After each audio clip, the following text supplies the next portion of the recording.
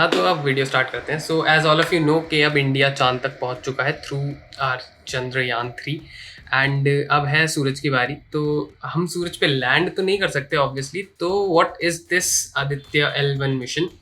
Aditya L1 mission के बारे में सब जानेंगे कि क्यों है, किस लिए है, ज़रूरी क्यों है। सूरज को तो हम यहाँ से भी देख सकते हैं, क्यों देखना है। तो ये सारी चीज़ें जानेंगे इस वीडियो में। Let's start the video. So number 1, क्या है आदित्य L1? सो सबसे पहले हम आदित्य L1 के नाम से स्टार्ट करते हैं। सो आदित्य मीन सूरज। आदित्य मीन सूरज।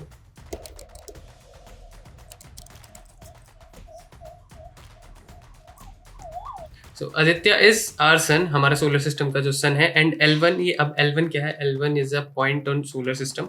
तो 4 होते हैं, L1, L2, L3, L4। So now what is L1? L1 क्या है? अब L1 इज तुम्हारा लैग्रैंज पॉइंट। तो ऐसे टोटल 5 पॉइंट्स होते हैं हमारे स्पेस में, ठीक है। L1, L2, L3, L4, L5। And ये सारे क्या है? तो लैग्रैंज सीरीज से शायद तुम रिलेट कर पाओ। जो भी इंजीनियरिंग के बच्चे हैं उन लोगों ने लैग्रैंज सीरीज का नाम तो कभी ना कभी सुना ही होगा।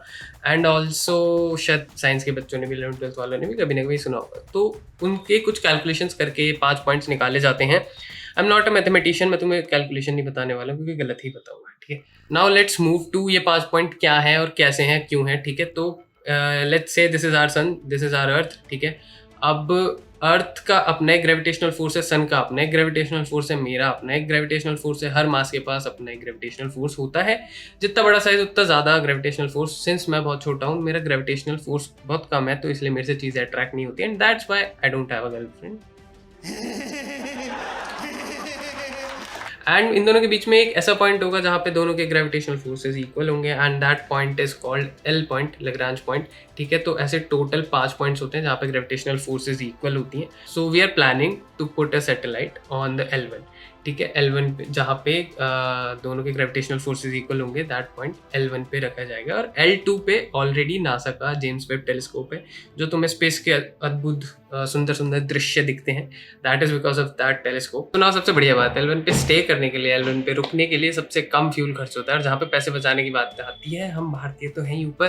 तो अब देखते हैं अपने आदित्य L1 में जो भी हम लॉन्च करने वाले हैं उसको ट्रैवल कितना करना पड़ेगा। So the distance of moon from earth that is around 3.8 lakh kilometre. And the distance of sun from earth that is around 150 million kilometre, amounts to शायद 15 किलोमीटर्स।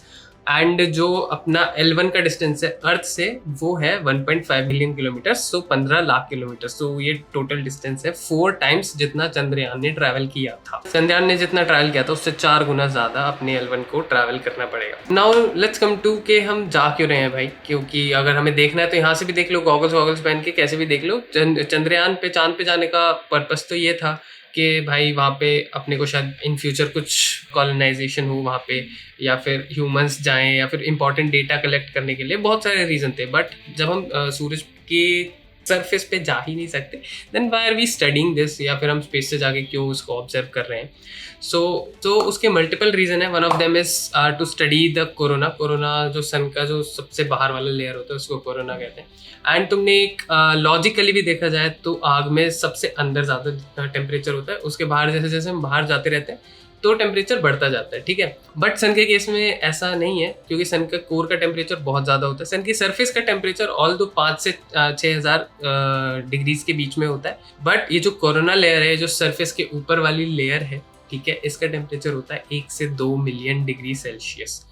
तो इसके पीछे बहुत सारे थ्योरीज हैं, but that is still a mystery. अभी तक किसी को नहीं पता चला है कि ऐसा होता क्यों है, व्हाई डज दिस हैपन। तो सोलर स्टॉर्म्स को स्टडी करने के लिए भी हम ये अपने L1 पे जो भी अपना सैटेलाइट है वो भेज रहे हैं।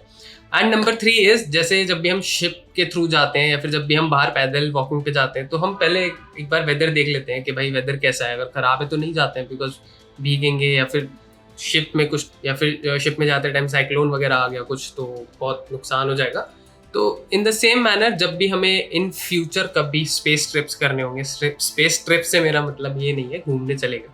स्पेस ट्रिप मतलब कि कुछ भेजना होगा, कुछ सैटेलाइट भेजने होंगे, या कभी ऐसा टाइम आया कि हम घूमने भी जा सकते हैं भाई। So for that, for determining the weather के सब कंडीशंस ठीक हैं नहीं, कुछ सोलर स्टॉर्म तो नहीं आ रहा है, कुछ उल्टा सीधा तो नहीं हो रहा है वहाँ पे स्पेस में। So for that purposes also we need to gather some data. तो अब आते हैं इस टॉपिक पे कि ये मिशन इंपॉर्टेंट क्यों है। तो चंद्रयान 3 जो था वो इंडिया के लिए बहुत इंपॉर्टेंट था, बिकॉज इससे पता लगता है, इससे दुनिया को पता चलता है दैट हम भी सॉफ्ट लैंडिंग कर सकते हैं। तो हमसे पहले सॉफ्ट लैंडिंग सिर्फ 3 देशों ने करी थी, रशिया, चाइना एंड अमेरिका। सो देखा जाए तो ये इकोनॉमीज इंडिया के कंपैरिजन में बहुत बड़ी हैं, बट स्टिल इतने कम बजट पे हम लोगों ने सॉफ्ट लैंडिंग कर ली। दैट डिनोट्स के इंडियन ब्रेन्स। तो अब आते हैं इस टॉपिक पे कि आदित्य L1 इंपॉर्टेंट क्यों है, क्योंकि ये अपना सबसे पहला सन फोकस मिशन होने वाला है। ठीक है, अभी तक हम जो भी कर रहे थे, जो भी हमने सैटेलाइट स्पेस में भेजे हैं, we were observing our earth only. ठीक है, हम अपनी अर्थ के बारे में ही डेटा निकाल रहे थे, अर्थ को ही ऑब्जर्व कर रहे थे। ठीक है, नेविगेशन के लिए हो गया, या फिर वेदर फोरकास्टिंग के लिए हो गया, या फिर और भी काफ़ी सारे डिफरेंट रीजंस हैं, काफ़ी सारे डिफरेंट ऑब्जेक्टिव थे अपने अर्थ का डेटा कलेक्ट करने के लिए। But now we are moving to other space bodies like sun या फिर बाकी के दूसरे प्लैनेट्स। तो उसके लिए this is our first mission, first step for that. And ये 2 सितंबर को लॉन्च हुआ था। ठीक है, लॉन्च एज इन मतलब स्टार्ट हुआ था, नॉट लॉन्च मतलब हमने लॉन्च कर दिया था। एक और इम्पॉर्टेंट चीज़, जो अपना चंद्रयान 3 था वो 15 दिन के लिए एक्टिव था, बट ये पूरे 5 साल तक एक्टिव रहेगा। एंड इसको पहुंचने में भी अराउंड 6 महीने, 5 से 6 महीने लगेंगे L1 तक पहुंचने में। और तुम इस चीज़ से ही अंदाज़ा लगा सकते हो कि लाइट कितना तेज़ ट्रैवल करती है भाई। लाइट 8 सेकंड में सन से अर्थ तक पहुंच जाती है। सो या लेट्स एंड दिस वीडियो, है ना। आपको वीडियो अगर थोड़ी बहुत इन्फॉर्मेटिव लगी हो, ठीक लगी हो, then like please do like, share and subscribe. और बाकी मिलते हैं नेक्स्ट वीडियो में। Bye bye.